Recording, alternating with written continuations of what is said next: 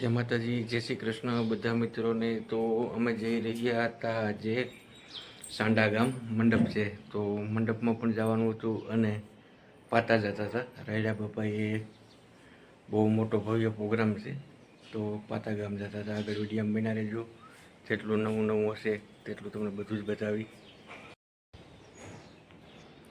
જય શ્રી કૃષ્ણ, જય માતાજી બધા મિત્રોને। સવારના તો અત્યારે અમે જઈએ છીએ, જોકે રામાબેનનો હુકમ થશે તો સાંડા જાશું, પછી જાશું રાયડે બાપે અને પછી જાશું અમારી વાડીએ। ચાલો મિત્રો, આગળ વિડીયોમાં બના રહેજો।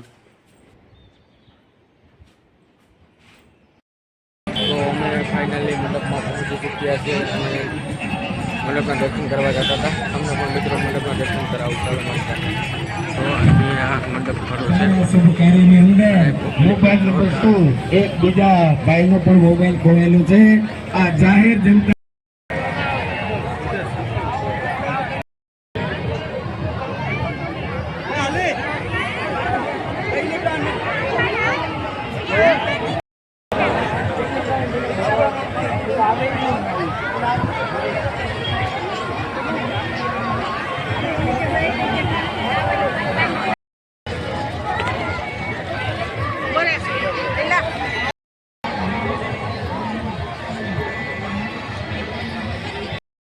બહુ માણસો છે મંડપમાં હવે। બધા બધા લોકો આનંદ આવી ગયા છે।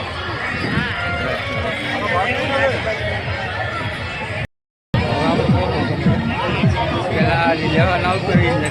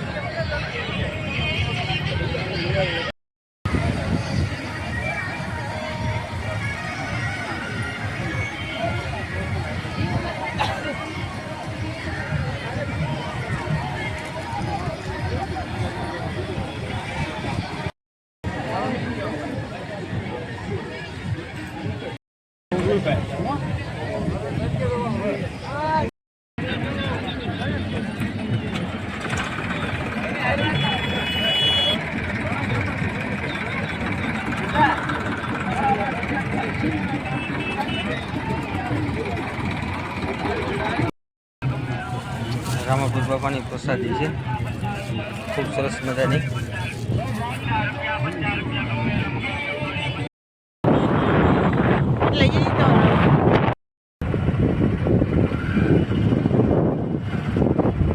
ઝટકી નો જાય।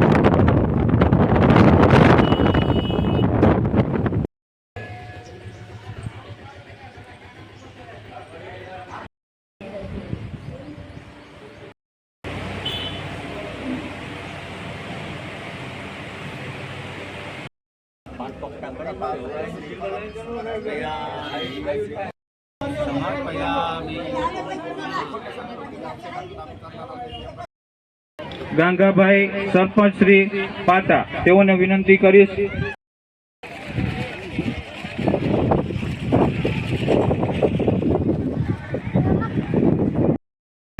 તો દર્શન કરીને અમે ભાગી ગયા દરિયાકાંઠે. અહીંયા પૂગ્યા હતા ઓલાની રેકડી અમે મળી અમને. ઓલાની ઘરે બોલો કેવું છે. દરિયાકાંઠે તો ઠંડુ વાતાવરણ છે, એટલે તડકો છે પણ અહીંયા ઓલાની રેકડી છે. તો ઓલાનો ઓર્ડર આપ્યો, હવે ખાઈને કેવા ઠંડા થાય. અમારા ગોલા બની ચૂક્યા છે. કેવો ટેસ્ટ આવે ખાઈને પછી તમે કહીએ કાંઈ કે નહીં.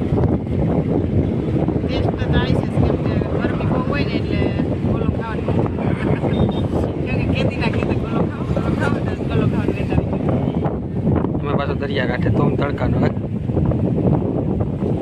જેને તડકો લાગે ટોપી પહેરાઈ દીધી પડતી ને સરસ દરિયા બિલકુલ ગરમી નથી થતી, એવો તડકો છે. દરિયા મજા જ લાગે.